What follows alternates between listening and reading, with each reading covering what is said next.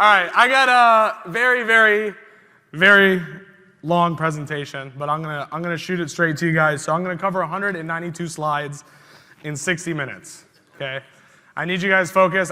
You don't need to take notes. Again, we're giving you all these slides. We're giving you all the notes at the end. Something I noticed walking around the room, I see a lot of people answering clients on Slack. I see a lot of people writing on Google Docs for clients, not notes that they're taking for the event. I would be kind of understanding if it was a Friday. It's a fucking Saturday, guys. And if you're still working on client stuff today, you're being selfish because you are not giving that time towards your business. You've already flown out here. You've paid the money to be in this room just like everyone else. And I don't want you to let that go to waste just so you can answer a few emails and get some things out the way on a Saturday. Be present. The two speakers that just spoke, I mean, Nick told you his numbers, D didn't, but D was doing over $1 million a month 2 years ago. Imagine where he is now. And I see a lot of you guys sitting there not really giving it your full attention. It takes one thing to leave this room and to absolutely change everything in your business. And so I want you guys to treat it that way. Okay, so today we're gonna be talking about how to play bigger. First half of the presentation, I'm gonna cover some sales stuff. So I wanted, you guys know from seeing me speak in the past, I like to talk about hiring systems, building teams. That's what I'm all about. That's what I've been the last 2 years. I've been a CEO. But after talking to a lot of you guys, you're like, I'm like, what do you guys want? They're like, dude, we see the names that you close. How do you close them? So the closing part of this is not going to be some tangible, strategic stuff. It's going to be psychological stuff, okay? It's going to be power, how to be powerful inside of the sales process, how humans think, and how big players like to think and be sold, okay? You can use this to manipulate people negatively, or you can use it to manipulate them positively, okay? The choice is yours. Second half, I'm gonna be covering team structure. I'm gonna show you exactly how we plan on building the next 2-3 years and how we plan on going from 100 employees to 380 employees over the next 36 months and doing so efficiently. I know it's been a big topic, so let's get started. So look back in time. I'm gonna walk you through to show you that it is tangible. What you see up here, the team that you see, the business that you see, was nothing 2.5 years ago. It was literally nothing in existence. I'll show you exactly why and what it looked like, because a lot of times you see these people up here, you see D, you see Nick, and you're like, man, these people are special. These people are different. I can't do that. I'd like to get close. I'm here to show you today that you can do everything that these people are doing and more, and show you a look in the past. Then I'm going to show you the game itself from an overview, how this game works. I'm going to simplify it for you guys so that you can look at it a lot simpler instead of complicating things. I'm going to show you how we get big fish. Just for reference, we started a new department in July last year. That department did $580,000 in December. New department from scratch, zero revenue, July. I'm going to show you how we got the people to do that, how we put those systems in place, and step by step, all the mistakes we've done, how to do it with as little to no waste as possible, how to price for scale, and what we're planning over the next 2 years. So let's get going. Look back, August 2019, this is me. There's a bed on the left of this. I'm in my bedroom. This is where we were taking clients. I remember Fredo and I were working together solo. We were doing $30K a day in ad spend for some really shady info products, selling Forex courses. But that being said, this is 2019 in August, guys. This is literally what, like 3.5 years ago? No employees, no team members, nothing. Fredo was an intern. He's my business partner. He was getting paid $0 a month for a 2-year period before he was able to earn equity in our business. 2020, we are still in my parents' house. We elevated from bedroom status to basement status. We got me, Gabe over there. That's my beautiful wife, Terry, who helped us put this event together. And then Fredo's on the right. So there's 4 of us at this point. We have 1 VA overseas, January 2020. 2020, where's Josh? Where you at? Shout out Josh. Josh used to work for Welling Media at the time. I called Chandler, who was the CEO. I said, listen, dude, I want to know how you guys are building out content departments, how your business is growing. I want to come visit. How much is it going to cost? He said, I don't know. I've never done this before. I said, how's 5K sound? He said, deal. We drove up to Nashville, first time here in the city. We went to their office. We took a look at their operation, and we said, we need to get an office. We need to take this seriously, and we need to start growing. At the time, it was just 4 of us sitting at that table. That was the entire business. This is July 24th. On the right, you can see the timestamp, July 28th. This is why I tell you action is important. July 24th, we drove from Nashville back to Georgia. We looked at 2 office spaces. July 28th, we looked at our 6th or 7th space at this point. July 29th, we signed a lease for an office. We don't fuck around, we take action. 2020, October, November, this is what our office looked like. We had 3 desks, a television sitting on the stand, 6 chairs. This is where you see people like Andrew Deitch, Julian, our CFO, Natalia, our head of Hire Properly. This is when they entered the business. Okay, we finally had something tangible to allow these people to see the vision of where we were going. Okay, this is a very key thing to bring on A players, and I'll show you guys that in a bit. On the right, you see our professional content team, Eddie Malouf, in our living room. At the time, we hired a few content people. They dropped the ball on a project. I learned how to use a camera overnight, literally overnight on YouTube. Terry set this up for me the next day. We did some shoots for these people. They came back for 4 shoots later, ended up spending about 60 grand with us as a company because of this reshoot right here. Just to show you, like, not everything is this professional whole thing that you see. A lot of it can be done in situations like this behind the scenes. All that matters is the output that's on the other end of it. 2021, we grew. We took it seriously. We started inspiring people. We started speaking on stages. We launched a podcast. We started creating more content. We started building company culture. We started having holiday office parties, costume competitions. Everything that you see in these larger companies that you aspire to be one day, we implemented that in 2021. Later on in 2021, we didn't have enough space for our local side. Obviously, we still had a lot of people remote, and we don't need more space for that. Locally, we negotiated the lease next door. We built out a second half of our office, and we tore down the wall, doubled the size of the office. 2022 progress report. There's a lot of bad stuff that happened last year. Don't get me wrong. It's 4 steps forward, 3 steps back. That's how it is. But here's the good. We doubled as a company last year. We hired 68 people total since January. We optimized our hiring process so much that we developed another company called Hire Properly because we couldn't hire fast enough. We successfully merged with 2 new agencies. Shout out Tommy. I think he's outside right now. Tommy last year came up here. He spoke about mergers and acquisitions, triggered something in our head.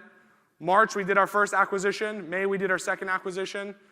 Both those people that we acquired came up to me last week in the office, shook my hand, looked me in the eye, and said, "This was the best decision I've ever made in my life."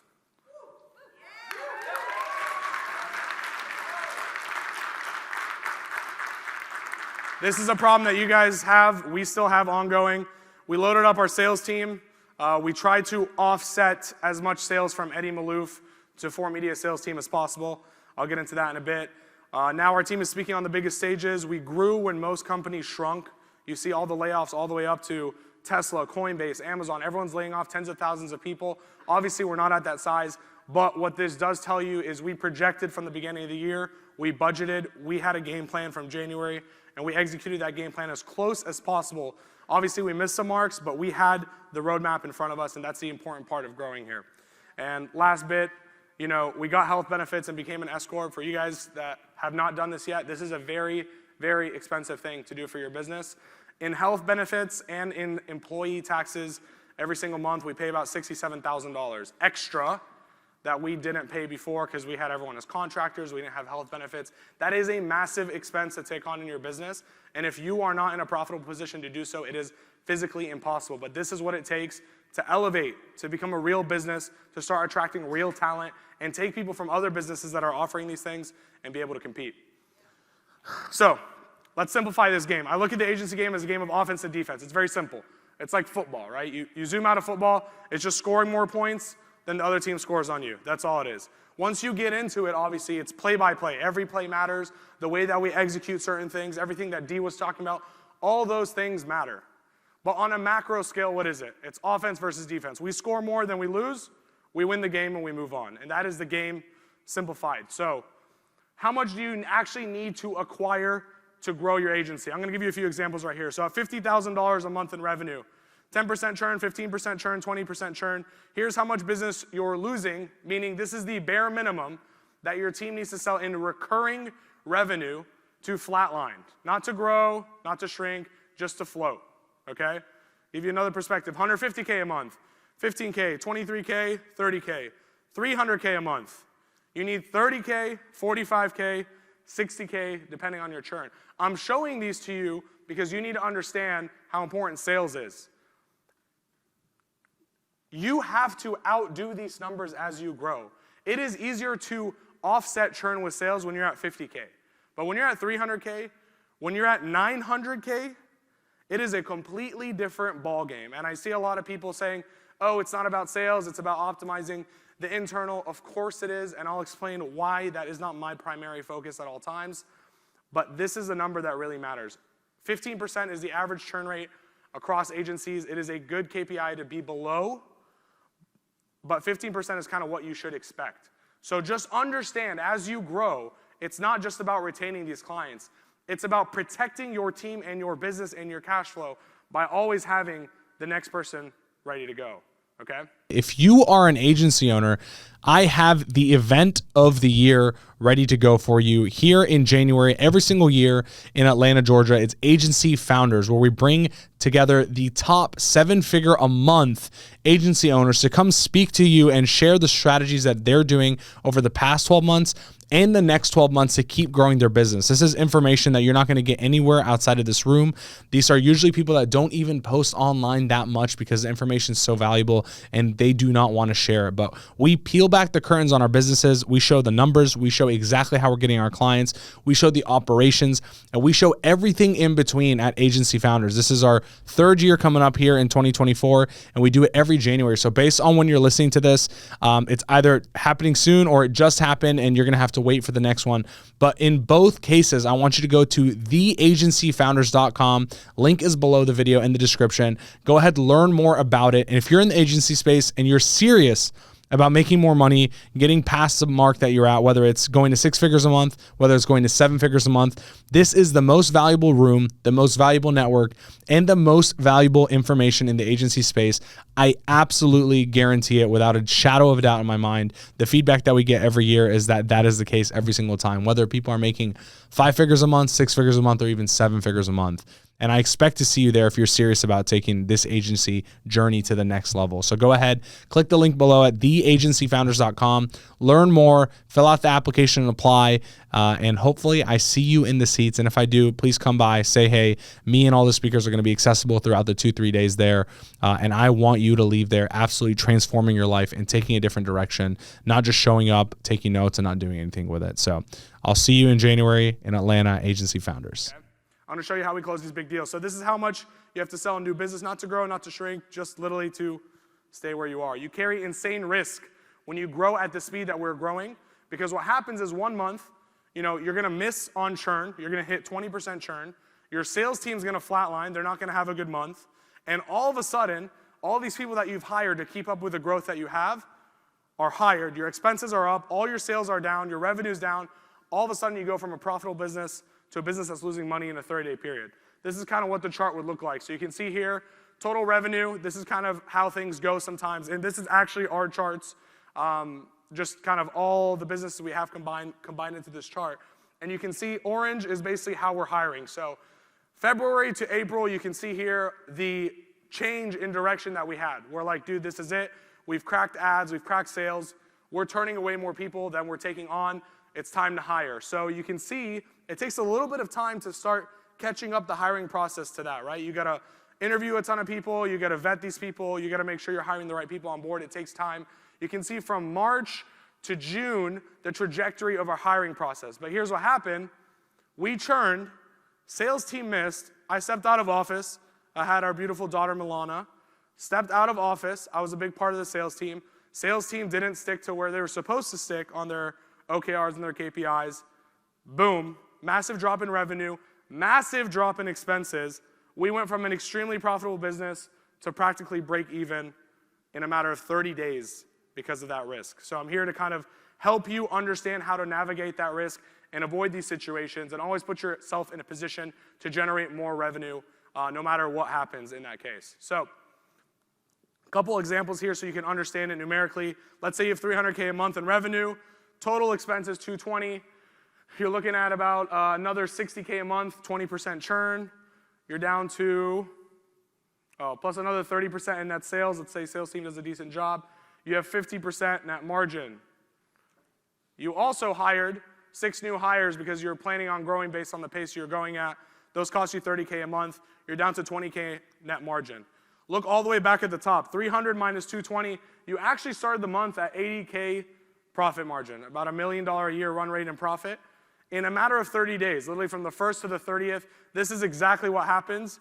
And now you're looking at a completely different business. You're scared. Do I let people go? How do I navigate this? And the actual answer is always sales. And I'll tell you why. Churn is never gone. It is always above 0. Does anyone know what a horizontal asymptote is? The mathematicians in the room. No one. What is it? Nice, perfect. So it's a line that always gets closer to a certain number, but never attains it. And that's what churn actually looks like.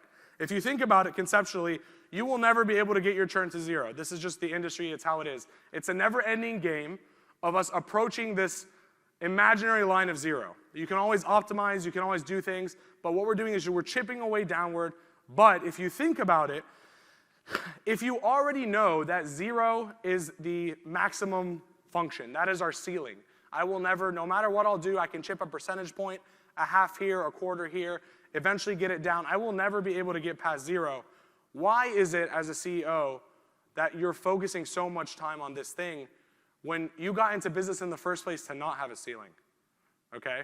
You got into business because you didn't want a ceiling on your head. Yet churn, I'm not saying don't focus on it.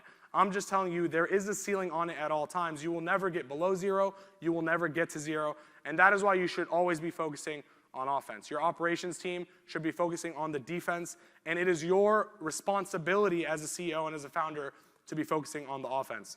So where there is no ceiling except your operations. So I'll show you at the end. I'm going to show you exactly how I psychologically get these bigger deals, what kind of offers we're running, what kind of creatives we're running.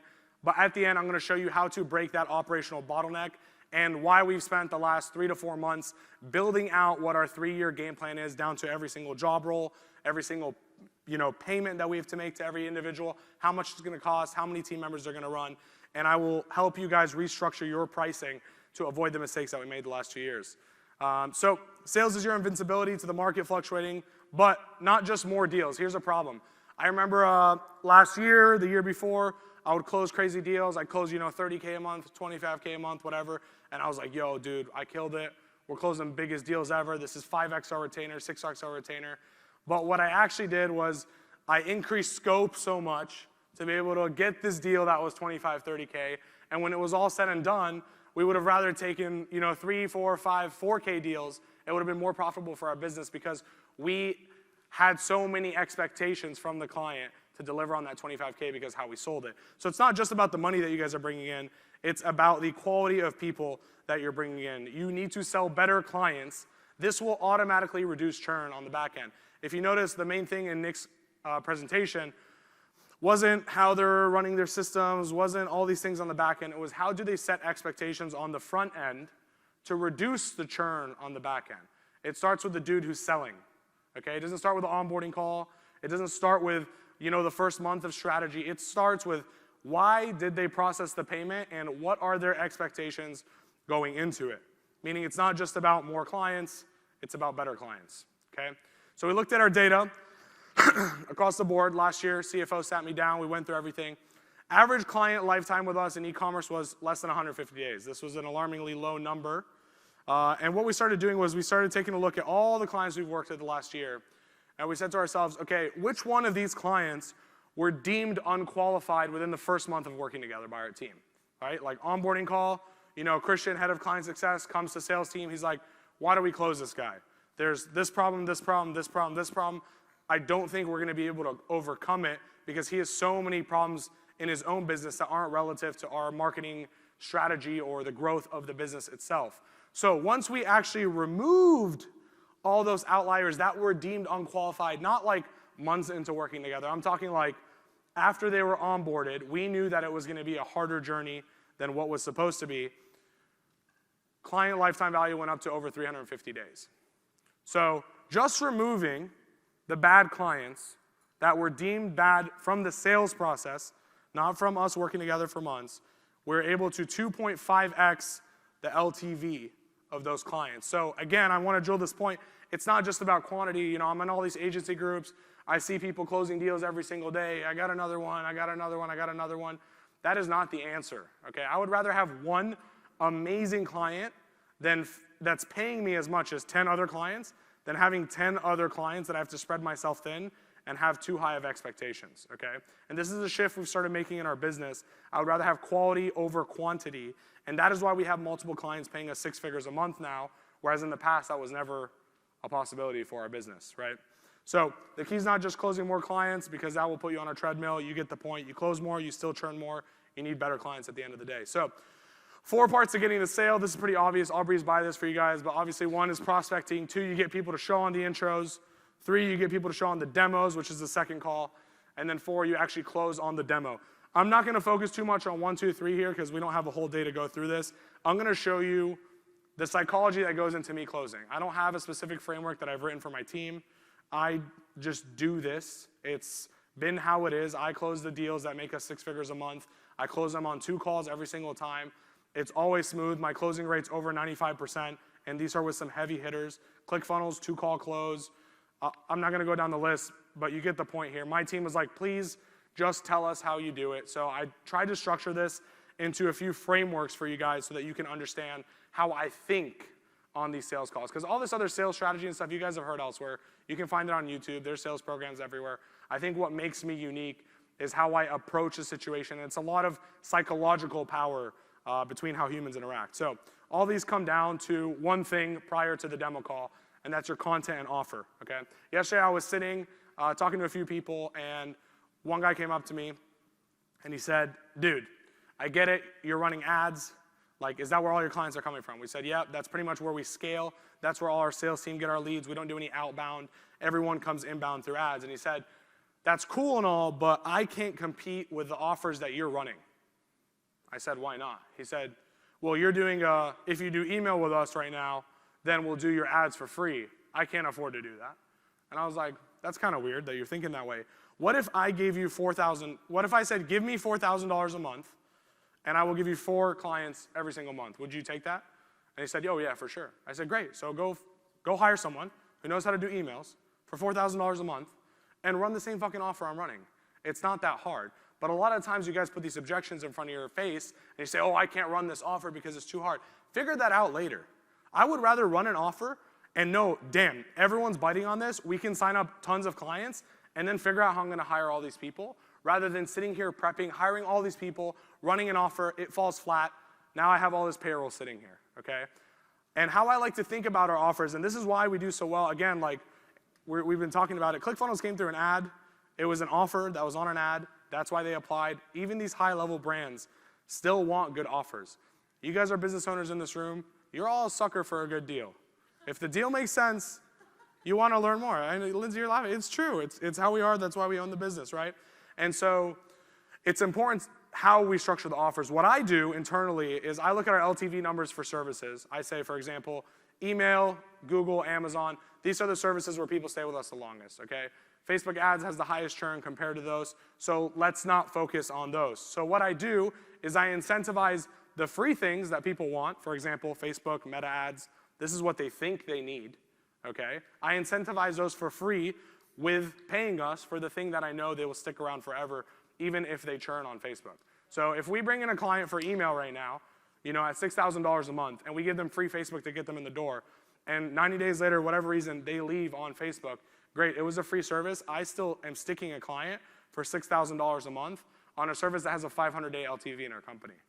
And all I had to do was just give them something else for free to get them in the door, okay? The psychology changes here, and I think a lot of times, especially when we're small, we think about cost. Oh my gosh, how am I gonna do this? How am I gonna do emails? How am I gonna do ads? How's this gonna matter?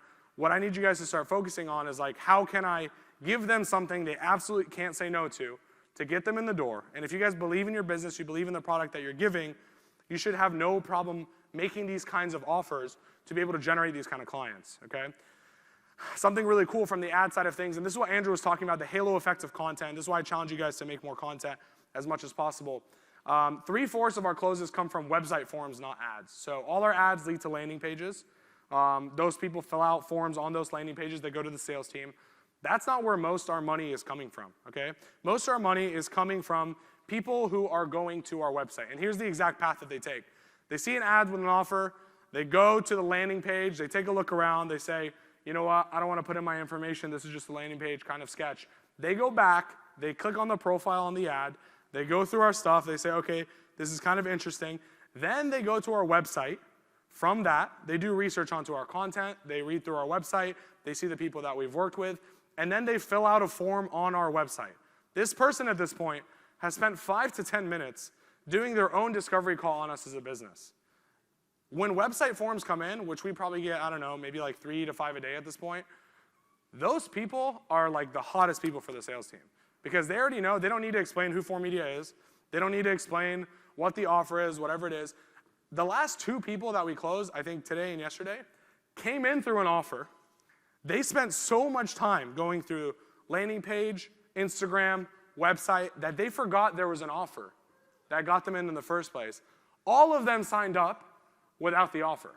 They just took full price and signed on those services because it didn't matter anymore. The offer was just saying, oh, that sounds pretty good. I'm interested in that. Let me click. And the rest of it is where the money is made. Does that make sense? Does that make sense? Okay, great. So 4 parts of closing bigger and better clients. This is a psychology factor. Again, some things are going to be tangible. Some things are going to be frameworks for you to think and understand when you're in the closing process. Number 1 is trust. Number 2 is authority. These are not the same thing, and I'll explain why. Number 3 is collaboration. And number 4 is value, okay? Let's start with trust. So let's define trust. What is trust? Trust is their belief that you have their best interests and you are mutually aligned. This is very important. Every single person you talk to has been burned by a dozen agencies. You all hear the same story. I'm hesitant. I've been burned. I've tried 4 other people. I've tried this. I've tried that. You have to understand their trust is broken. This is, a spouse, someone you're dating, and they've been cheated on by the last 15 people they dated. Like, obviously, they're going to assume that you're going to cheat on them. Okay? It's just how it works. So you need to earn this trust before anything. So first way that we earn trust, pretty obvious, but a lot of you guys don't do it because everyone is so hungry for that next deal. You're not willing to take it this far. We disqualify people at all costs. We, as a sales team, operate to find every possible reason we don't want to work together. And you know what that tells the client? That says, not only are they saving my time here and respecting that, but it shows that you aren't just trying to take my money. You are trying to make sure that we are a good fit. And the purpose of this isn't just to generate revenue, collect my money, and run off with it, okay? Signing the right fit is the correct thing. And that builds so much trust with the client. Not only that, but it makes them feel like they're entering something that's exclusive, okay? I want to be a part of this. This guy doesn't need me. He's not just jumping into the sale. He wants to make sure we're good. And so I feel safe and secure in this transaction process. This alone is what allows me to take someone from thinking they want to do 1 service for $4,000 or $5,000 a month to doing 3-4 services for $15,000, $20,000 a month. This is it. It is the fact that I have disqualified them all the way through, and I don't let them tell me what they want to do. I tell them what I think they should do, and that is the game plan. I draw the line there. So something important from a physical standpoint, does anyone know who like Gary Breck is? Like the 10X Health guy? I'm sure you guys have seen him. Cool. So he was talking about this concept, which is like your body radiates vibrations, even over Zoom calls and Google Meets calls and things like that. People can feel that, right? And so the strongest radiation that your body can do is actually the feeling of authenticity, okay? It is the strongest frequency that it releases and is 4x more powerful than love itself. Here's why it's important. Someone on the other side of that call, especially someone who owns a very profitable and strong business, will smell your bullshit from a mile away. It's not about you being technical. It's not about all these other things. They will smell that you do not have the confidence in what you're saying, that you only want to take their money, and that you are not aligned in trying to find the best fit for both of you. They will smell that. And so the more authentic you are, as simple and as dumb as this sounds, guys, the more confident you will become, and the more that will apply to the other person. So question yourself. If you do not feel this on your sales calls, if you're hesitant, if you're shaking, if you don't have that kind of confidence, is it something in your product that needs to be improved? Is there something that you don't believe in your business that this is actually the best thing for this person?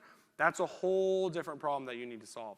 One cool way that we do it for our sales team, because the sales team doesn't get to be in operations, right? They don't get to see all the things that we're doing, is we have a dubs channel. I'm sure you guys have seen me post it somewhere. We do dubs every single month. And so our team screenshots wins, and they put in the reason why things happen. We increase this person's email revenue by 100% the last 30 days. Here's why. Here's everything we did. Boom, boom, boom, boom. What this does is it builds belief in the sales team that we're not just trying to sell people on a service and taking money in return. We are genuinely looking at someone's business and changing it. And when the sales team knows that 100% inside of their heart, the authenticity of that feeling radiates to the other person, and it becomes a much smoother sales process. Another thing I do always, and I see a lot of people do this differently, we get on the sales call, it's someone totally cold, I've never met them before. A lot of people are like, okay, cool, tell me about your business, I'll tell you about mine. I always volunteer to go first. This creates a sense of reciprocity in the relationship. And while this seems super surface level, you guys aren't doing this, and you're not doing it correctly. And this is what lays up the rest of the call for me every single time. This is a dude I don't know. I'm another male. We're both alphas. We're on this call. He's going into this, I want to get the lowest price, and I don't want this guy to sell me. And I'm going into it on the other spectrum saying, I want to get the highest price, and I want to sell this guy. There's friction already. So how do you break that friction and that tension and earn that trust? It's by always going first. If you half-ass your intro, if you're not vulnerable, if you make your company sound perfect when you're explaining it, they automatically step back a bit and say, okay, I'm going to make my stuff sound perfect too. This is going to be a toe-to-toe kind of call. But when you're vulnerable, when you tell them, oh, yeah, here's our company, here's things that we've struggled with, honestly, here's where we're really good, here's where we're not so good, here's what we're working on, here's our past. I go in and I say, tell me about you. Like, tell me about your brand. Tell me about where you guys came from. All of a sudden, they open up. They're not tense about it. They're not trying to hide their numbers. I've opened the book. I've lifted up my skirt, and I've said, it's up to you to do the same, okay? So, no, seriously, this is very important, and it sets the tone for the rest of the call. It says, I trust you, and I'm willing to go, down these rabbit holes of conversations of vulnerability in our call. When other salespeople are competing with you guys, and they're not doing this shit, you're the dude on the personal level with these people that they want to work with. They want to be able to openly have these conversations as owners of their brands, as opposed to sitting behind a wall, not sharing things with you, and not allowing you to receive the information you need to make the best decision for them. So you going first also allows you to extend the discovery. When you go first and they go second, in their head they might think, I'm going to give them a 30-second response, I'm going to give them a minute response. But when you're already off the table, your turn's done, it's only their turn, you can turn that 30-second response into a 10, 15, 20-minute response just by asking questions. They start talking, oh, okay, wait one sec, tell me more about that. Like, what happened there? And then they go down that tangent. And then they go back to the story, and then they go down that tangent. And all of a sudden, because I've gone first, I've already reciprocated that, I've given that value first, hey, I'm vulnerable, here's everything that we have, here's us as a company. They're so willing to answer those questions. And what they thought was going to be just a 30-second, short intro of their business or of themselves turns into a 10, 15, 20-minute portion of the call where I'm just asking questions. And they're giving me everything. What are your problems? Oh, what happened with this? Did you hire someone here? Oh, you didn't. Did you try an agency? Did you try something in-house? And they start giving me everything. And by the end of those 20 minutes, I know more about their business than anyone else and any other salesperson, because it's not just about the 15 to 20 minutes. It's about the level of information and depth that they're going in that time. And someone was talking about this earlier, D, keep the client a priority. It's the same in the sales process. You got to keep the prospect a priority. You got to listen, ask more, and solve. Do not oversell. This is the number one indicator that you will lose a deal, I promise you. If you make it sound like you guys are perfect, there's going to be no problems, you will take them over the moon to Jupiter, Saturn, wherever the fuck you want to go, they will not work with you. At least a logical business owner will not work with you, because they understand that that is not the real situation. When you don't oversell, and you tell them the bad, and you tell them what to expect if things go wrong, and that things might go wrong, and it's not going to be perfect, and we might not see results till 60 or 90 days in because of X, Y, Z, you've not only set the expectations for your team to not have them hounding them from week one, why aren't we making more money, why aren't we making more money, but you've earned that trust with that individual because they've been in business for a while too. They know they have the game plan perfect, they go to execute, and things go wrong. It's just part of the process. So overselling and not making it sound like you guys have problems is the wrong thing to do. And I watch so many other people's sales calls, and you all do it. You all make your system sound perfect. You all make everything sounds glorious. But if you tell the bad news first, I promise you, they will put that to the side and they will start focusing on the good news. Think of it as a movie, right? You guys go to the movie. Beginning of the movie sucks. You're like, oh, this is kind of dry. Picks up, last hour, bomb, crazy ending. You're like, holy fuck, what a movie. You post it everywhere, you tell your friends. On the other hand, if the movie is good at the beginning and the ending sucks, you guys hate the movie, what a waste, don't watch it, blah, blah, blah, blah, blah. That's how people think. So deliver the bad news first. That earns trust. Then I take them to the good news. But here's all the things we've done. Here's what I'm thinking we do. Here's the opportunity that we have to create. It's the same in sports. It's the same in life. It's the same in sales, okay? Everything works this way. You give the bad first, then you give the good second, and you've earned that trust, and now they're more open to receiving the good feedback. Last thing, do not pressure sell. It creates pressure. You want to create pressure without creating pressure. I don't tell people, buy today. I find other ways to do it. For example, this holiday is coming up, and if we want to get in time for this holiday to benefit from this sale, we're going to need to start in the next 5 to 7 days if we're going to be able to make that happen. That's pressure, because that is opportunity cost to a business owner, because if they're selling something that's a great fit for Valentine's Day, well, dude, guess what? If you're going to sign up a week before Valentine's Day, we're not going to be able to take advantage of it. We need to sign up today or in the next 4 to 5 days. I have a spot next Tuesday open for an onboarding call where we can actually get ahead and maximize that thing that there is. So try to find ways to create pressure without actually creating pressure on that call. Does that make sense? It's a very small thing, guys. I promise you, it goes a long way. I tell my CFO exactly when people are going to close. I say, oh, he'll close exactly in 2 days. He'll send the money. Because I've created that pressure without creating that pressure. And in the back of his head, he's thinking, damn, if we don't get started by this date, we're not going to be able to take advantage of Valentine's Day, and we're not going to be able to generate that revenue. So important things. I don't close people on the spot. Again, if you're lower ticket, this is a completely different conversation. If you're selling people $1,500 a month, $2,000 a month, our automotive department, that's what we do. We sell people about $18.97 a month is what the average retainer is. I sell them on the spot. I don't let them get off that call. But if I'm telling you guys how to get the big guys don't want to be pressure sold. They don't want to make these decisions by themselves. They want to go talk to their finance team. They want to talk to their legal team. There's so many pieces in there. But if you have the trust with that person, they will fight their CFO to get this deal done. Does that make sense? Yes? Okay, cool. And last thing, stay in business for more time. That's really what it is. When you start telling someone, oh yeah, we've been in business for 4 years, then you tell someone 5 years, then 6 years, then 7 years, how are you going to compete with me when you guys are in business for 6 months? Like if you're in business for 6 months, I'm in business for 6 years, and we're fighting for the same client, I'm going to win. It's just how it is. So I know this is pretty simple, but there's a lot of psychology to these things, and I need you guys to understand them because this is actually how I close people. It's not specific closing phrases. It is the psychology behind the trust and the authority. So authority isn't trust.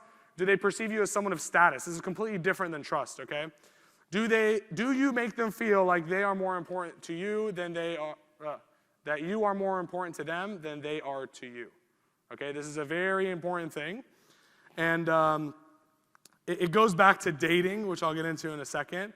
But basically, at the end of the day, if that person on the other side of the call feels like you need their business more than their business needs your marketing agency, they will not sign up with you. And they will pull teeth, and they will negotiate their way all the way down until they can. But if you don't, and you position yourself in a form of authority, which I'll show you how, you can take the conversation the way that you want it to. So next thing, talk about other opportunities. Talk about other clients. Talk about other things that you guys are working on. People like it when things are active. Andrew showed an example of the restaurant with a huge line outside and the restaurant that's empty. No one wants to go to the empty restaurant. Okay, and when you're on these sales calls and you're not talking about other things and other opportunities and other projects you guys going on, it makes it sound like you guys don't have anything to do except them. And so this gives them leverage to be able to negotiate with you guys, drag out the sales process and not sign up when you guys need them to. You must embody being bigger and better to get there. You have to have this new identity that you are more important than them to their business than they are to your business, even if it's not, guys. I remember when I was driving my Altima, 6 years ago.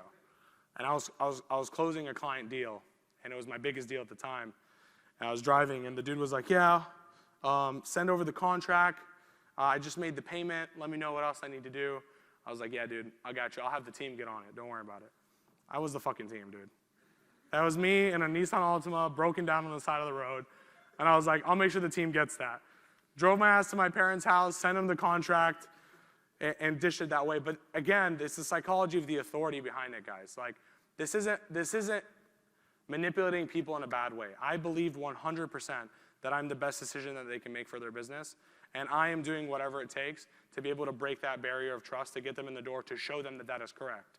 That client still works with me to this day, has not missed a single payment. I've made them millions and millions and millions of dollars, and it's all because of this positioning of authority, okay? It goes a very long way.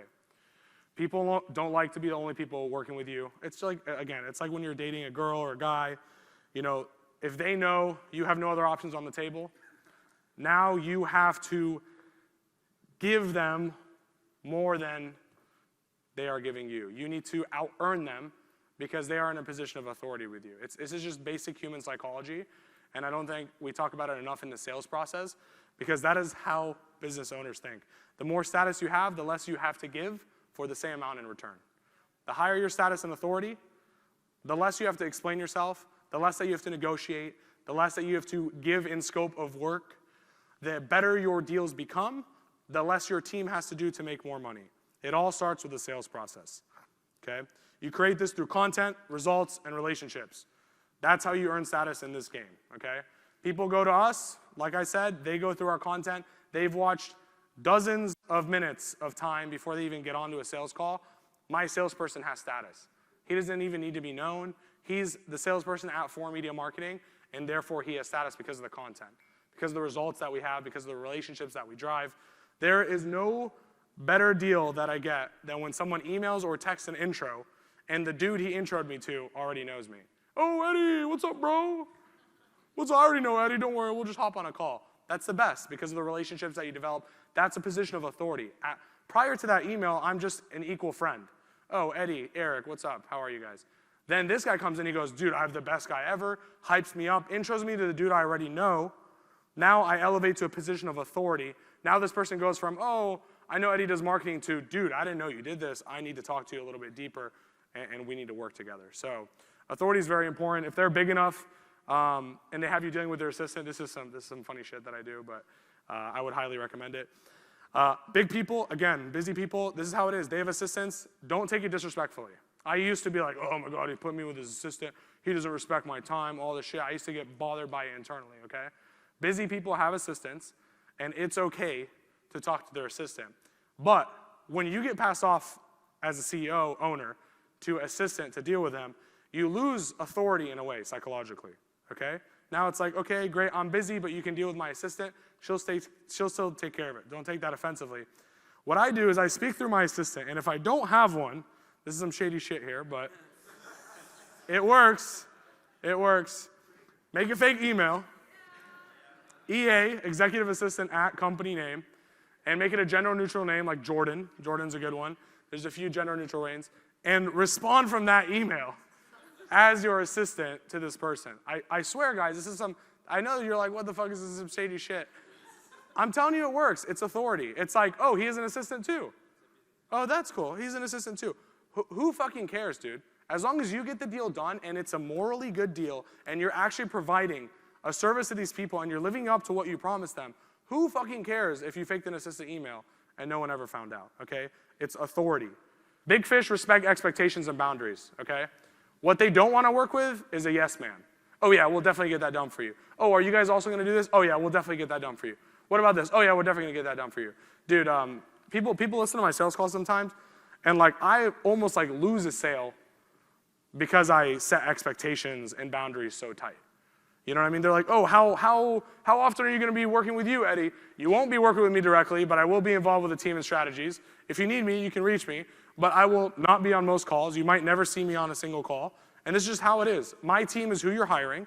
This is the expectations we have. We've agreed to the things that we're going to do, and we're not going to go outside these lanes. If you agree to this, please sign the contract and pay. If you don't, please do not work with us, because this is exactly how it's going to work. Okay? Once you set that expectations with people who run companies and want their own team to set similar expectations with the people they're working with, they will respect that even more. A lot of us are too shy and we want to give too much to get these bigger people.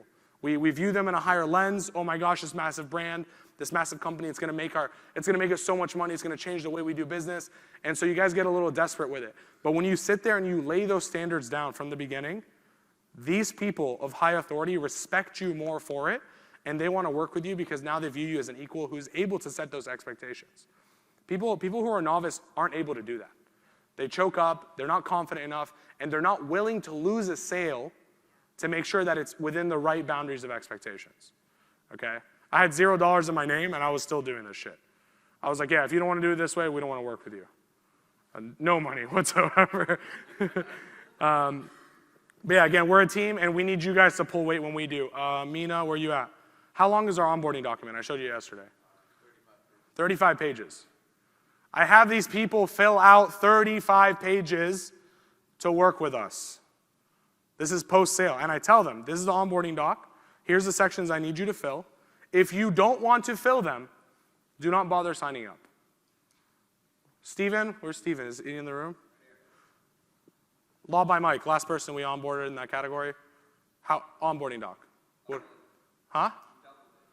Dude, 35 pages this man filled out. I showed Mina yesterday. He's like, what the fuck? Yes, because that's what it takes to work with us. And when you set those expectations on the sales call and you're willing to say, listen, don't give me this exuberant amount of money that we're talking about, unless you're willing to do this, it sets that tone from the beginning.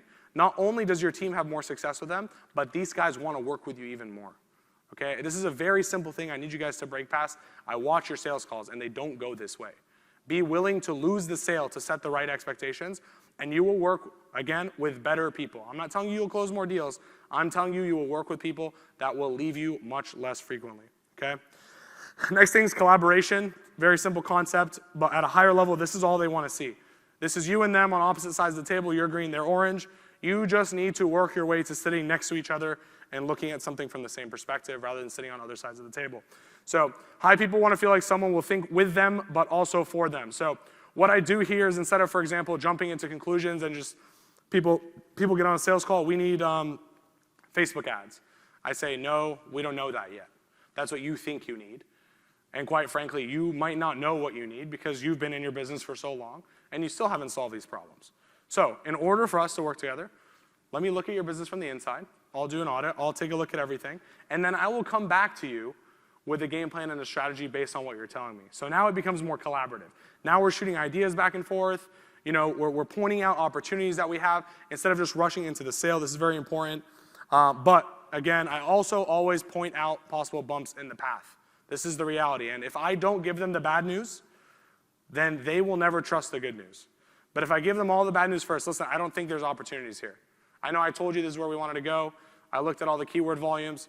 It's not realistic that we even take this channel. I'm not going to take your money here. I think this is where we need to go.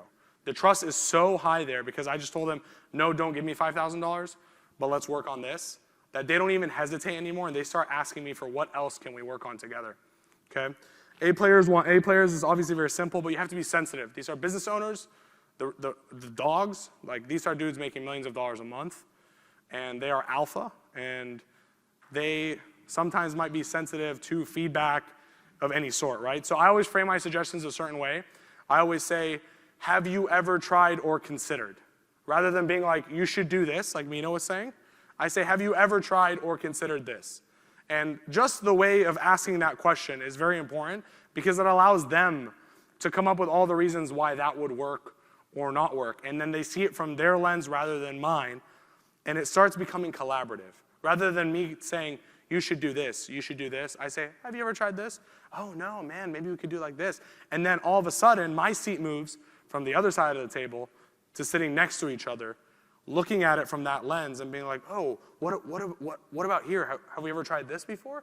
And then I start using the word we instead of you, and then all of a sudden, slowly, now we're sitting next to each other at the table when every other salesperson is always sitting across from them. So when they go home, they evaluate these deals, they look at all the deals on the table, and mine's the most expensive, it doesn't matter. Because they feel like they're getting someone who's coming into their business, who's thinking with them, thinking for them, and collaborating ideas back and forth. And the last is value. So price objection, this is where I'm the most logical. I don't get emotional on these closes. I'm a very, very, very logical person. Sometimes it's bad, sometimes it's good. But this is my favorite one. I know a lot of you guys get this objection, so I'm gonna tell you how every single time I close it, someone else is doing this for less. So I literally sit down with them and I do the math together. I say, great, we're charging $5,000. How much are they charging? He says $1,500. I say, great, $1,500. So if we had to pay an average team member, what would you say an average team member is? He says 5K, great, 5K. If we had to put a team of people here, and let's say we took 10 of them, how many accounts do you think we could handle? I don't know, great, okay. So 10 employees, stay with me here, at 5K a pop is 50K, okay? How many accounts at $1,500 a month does that team need to handle for it to be profitable for the business? And then he starts running through. He's like, man, they probably need like 45, 50 accounts. Great, perfect, we're on the same page. So if that team needs 45 and 50 accounts to have people being paid 5K a month, how in the world do you think they're going to do a better job for your $1,500 than our $5,000? Wouldn't you rather work with a team that's working with 10 clients instead of 30 clients, 40 clients? It's up to you as a business owner. And I'll tell you, the high-level people understand this. Once you numerically make it make sense, because to them, they don't understand. They've just been told agencies have ridiculous margins. They take so much money home. We overcharge for our services. It's just this awesome internet game where everyone's just printing money and taking it home. That's what they've been told, and they've been screwed by the ones in the past. But once you make the numbers make sense, I literally put it on a calculator. I share my calculator and say, let's do the math, bro. How many clients does it take for this team, if they're getting paid this much, to actually make a profit on the business? And I was like, great. So based on that, either they're having way too many clients, or they're paying a bunch of people $1,000 a month to do the job for you. What do you want? Is your business a cheap business that is worth having someone $1,000 a month running it, or 1 hour a week because that's the only time they have? Or do you want someone actually dedicated to your business to take it to that next level? Because that's why we're here. We're talking to grow. We're not talking to maintain. We're not talking to do some busy work. We're talking because you want to take your business to the next level. You make that choice and you tell me what you think. I swear every single time they close. Every single time, it is not an objection. It is literally logically impossible as a business owner to justify that expense. So another one, this is pretty cool. A lot of people are like, oh, I don't know if I'm going to front this money up front, blah, blah, blah, blah, blah, which is the way that I frame a lot of my objections, which is the same I did yesterday when the guy was like, I can't run the same offers you run. I can't give free Facebook with email. Well, dude, if you give me 4K and I give you 4 clients back, would you take it? Oh, 100%. Well, that's the same logic here.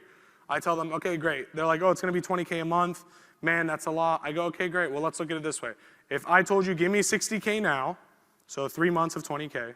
If I told you, give me 60K now, and in return, I'll give you an extra 40K a month in 90 days, would you take it? Every single time. Oh, yeah, no, of course. Great, what are we working on? I'm not even asking you for 60, I'm asking you for 20. It's going to take 90 days for you to pay me the 60. Don't you think, based on everything we're talking about, that I can add an extra 40K a month to your business? You have to logically make sense for these people. It's dollars in and dollars out, okay? You need to make it clear that this is the best use of their money. Another thing I think a lot of people get wrong is negotiating. Negotiating is not about crushing the other person, screwing them, getting the best deal, whatever it is. The best negotiators find the best deal for both sides, okay? This is something we've been taught incorrectly our whole life. Who can negotiate the best? Who can drive down the dollars the best? Blah, blah, blah, blah, blah.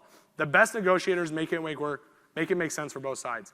These 6-figure a month deals that I'm telling you guys about that are paying us six figures a month, they are coming to us and saying, hey, our 6 months together are over. How can we extend for 2 years, 3 years? How can we lock in this contract for 2 to 3 years together, paying you 6 figures a month? You know why? Because it's a win-win setup. It's not I'm charging them $150K to do some services other people can do. I've structured these contracts in ways where the only way that I'm going to make that kind of money is if I make them 4 or 5x that kind of money. So finding ways to negotiate and make it a win-win for both sides is very important. But at the same time, you lose authority if someone asks you to reduce a price and you say yes without them giving up something as well. You need to make it very clear that it's a two-way street. Okay, I see it all the time. My team still does it. Yeah, this dude said he'll do it for $1,500 a month instead of $1,897. What do you think, Eddie? Can we do it? I say, yeah, we can do it, but without doing this. Or we can do it if he does this. And so it's a give and take. The moment you give without them giving back, now they don't know where the line gets drawn. They say, okay, how much more can I take? How much more can I ask? And they devalue you, and it shows that you don't have that value for yourself. So if you're not turning away enough people, you're not charging enough, okay? So the question lies, Eddie, what should I price it at? The most difficult question of this space, I'd say. And we've kind of looked at the number, we've broken it down, and we've kind of run up with a few scenarios. This is the best one for us so far. So you want to be at about 2.5x payroll of that group. And I'm going to explain, there's going to be some math here. Just bear with me, but by the end of this, you will all increase your prices and you will thank me a year from now. You need to assume 65% efficiency, meaning that team, it's like real estate, right? You go into it, you're like, I'm going to buy this apartment complex, and if all the rooms are filled up, we're going to make so much money. You need to operate that at a 90% assumption or an 85% occupancy assumption. It's the same with your team. Your teams are not going to be full at all times. You need to hire people in order to take on the client for that, right? So we assume everything at a 65% efficiency, meaning 2/3 of the capacity of the team is full, and they have another third to go. So Example number one, if it takes you 10 team members at an average of $5K a month to run one team, stay with me here, that's $50K a month in payroll, okay? At 2.5x payroll, that means we need to generate $125K a month in revenue. Are you with me? Yes? Can I get a yes? Yes. Okay, cool. So 125K a month in payroll, in revenue, that's where we need to be. That means the team can handle 30 clients, okay? At 65% efficiency, we're gonna be at 20 clients.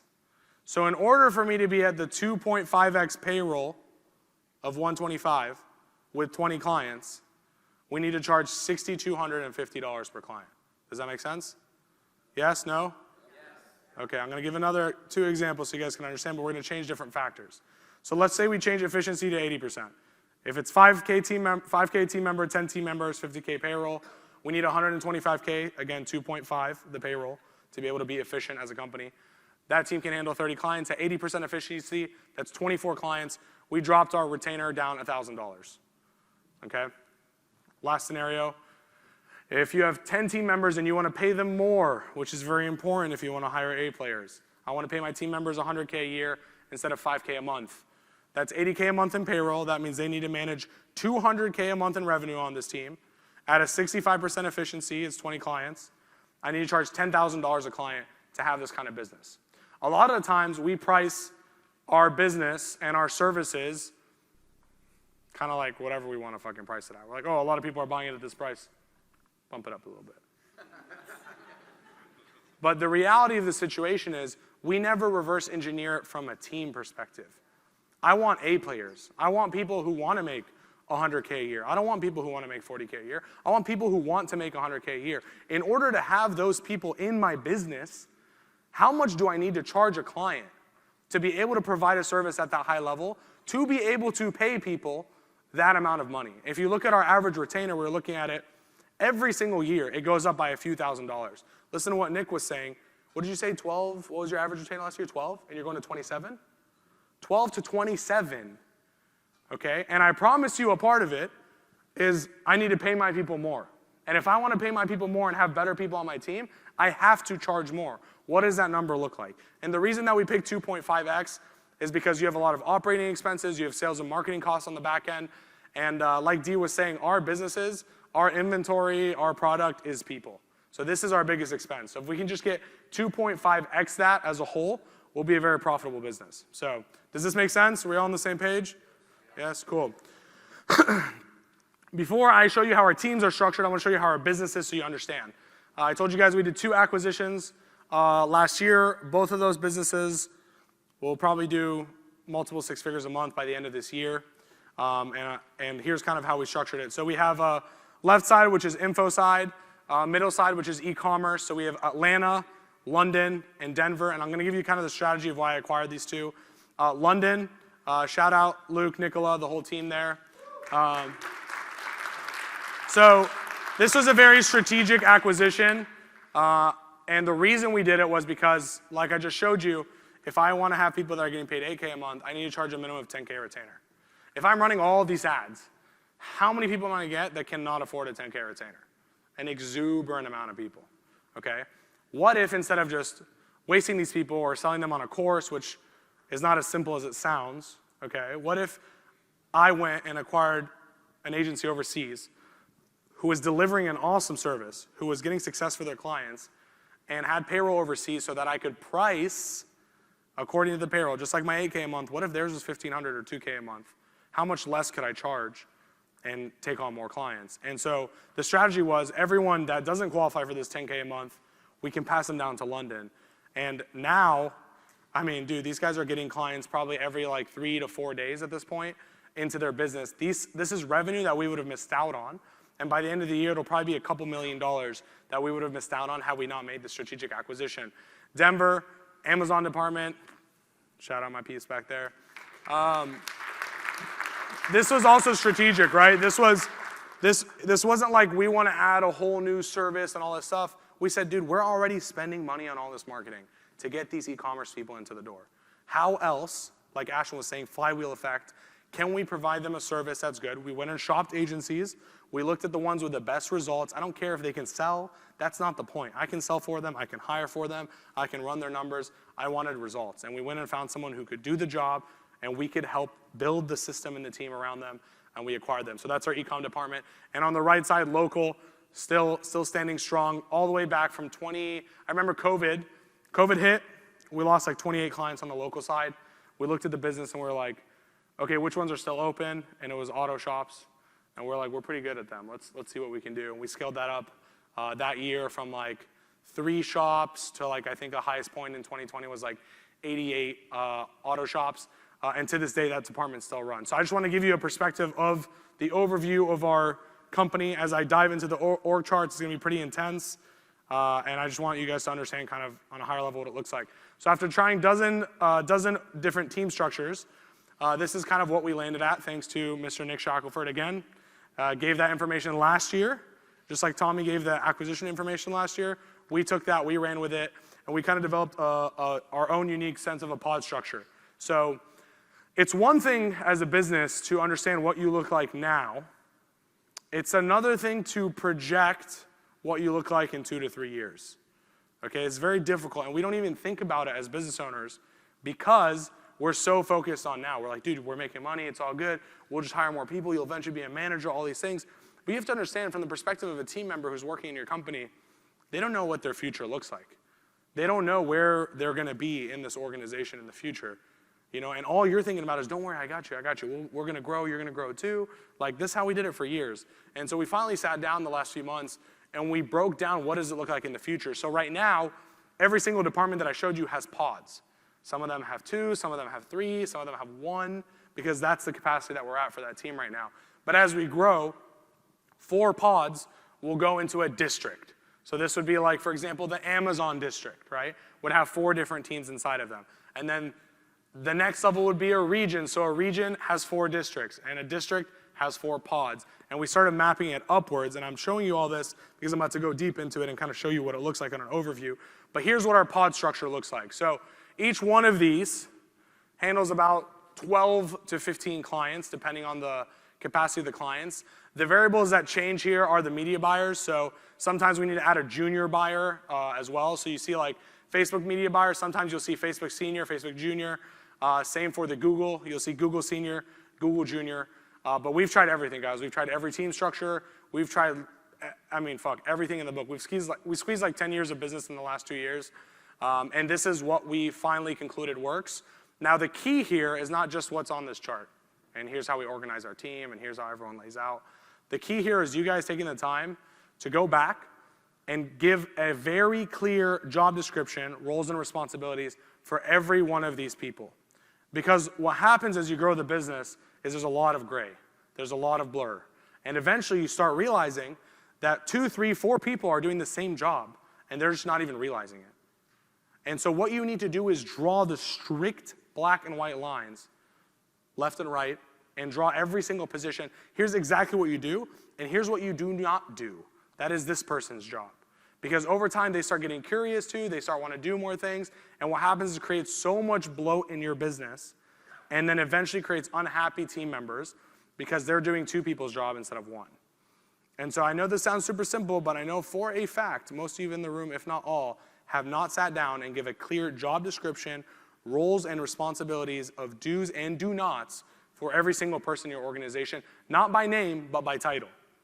As an account manager, this is exactly what you need to do and not do. Not John, here's what John does. It's all title, account manager, project manager, strategist. You need to break them down and be very clear about the expectations. Otherwise, you will have trouble and bloat when you grow. And the key to making this work is people. So, big topic, hire for experience, do not hire for potential. Biggest lesson learned over this last year. We were just talking about it yesterday on the podcast. Our average age of our team member in 2021 was 24 years of age. Our average age of team member is just above 30 right now. That is a 7-year of experience difference that we've added to our team in the last year. We have happier employees. I've never received more gratitude messages on a weekly basis, at least 3 to 5 times a week. Someone on my team types me out a paragraph of how grateful they are to be in this company. and how amazing it is and all the things that they love about it. And don't get me wrong, we all have problems in our businesses. No business is perfect. But the level of experience and maturity change has allowed us to be less stressed as a team, to get more things done in less time, to have less revisions on everything across the board. It's because we hired for experience. I always thought, if we just have the best training programs, if we have the best assets, I can train anyone who's motivated. This guy's a killer, I can tell, but he doesn't know shit about marketing. I'm gonna teach him everything. I got this. But like Tommy was saying, like, that's practically a job. Like, I'm going back and having to teach this person, hold their hand, make all these mistakes, lose clients. I'm like, hey, it's okay, don't worry, I'll get you another one. Going back and forth. It's over now. We don't have time for that. Hire for experience, not potential. And the question Nick asked, if you're new, you don't have money, how do you hire on potential? I mean, how do you hire on experience if you don't have that money to give these people? So I broke it down yesterday. I thought to myself, how could I quantify this? I gave it 3 V's. These are the 3 V's that you need to acquire A-level talent, okay? First one's vision. This is very, very, very, very important. I told you guys I paid $5K to go to the day with Josh and Chandler, and we spent literally the first 5 hours talking about core values, mission, vision, all this shit, and I was like yawning. I was like, bro, like, can we just get to like how you guys sign up clients and like do their shit? That's what I'm here for. But the reality is vision is what gets us there. All the people that are still on our team from 2+ years back when I showed you guys the office with nothing but a few chairs was all vision. I couldn't pay them what these big companies are gonna pay them. But I could help them see where we're going. And if you're a part of this, you're gonna have your own autonomy. You're gonna be able to make your own decisions. We're gonna trust you to help us build this thing together. And we're gonna be at the top of this whole thing as we build. Here's where we're going. This is a very clear direction. If you see it, jump on board. If you don't, it's okay. A players want to win and they want to build, okay? And if you can't cast that vision, you can't get these experienced people at the end of the day because you don't have the money to. Number 2 is values. Raise your hand if you actually have core values in your business. Keep them up. Okay.